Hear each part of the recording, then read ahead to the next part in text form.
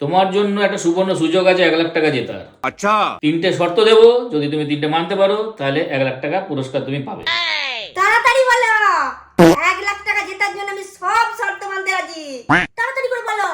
প্রথম শর্ত, আমি যা বলবো তোমাকে সেটা শুনতে হবে। আচ্ছা ঠিক আছে, হয়ে যাবে।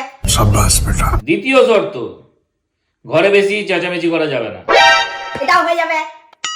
তৃতীয় শর্ত, আমার সাথে একদম ঝগড়া করা যাবে না। তোমার 1,00,000 টাকা তুমি তোমার কাছেই রাখো।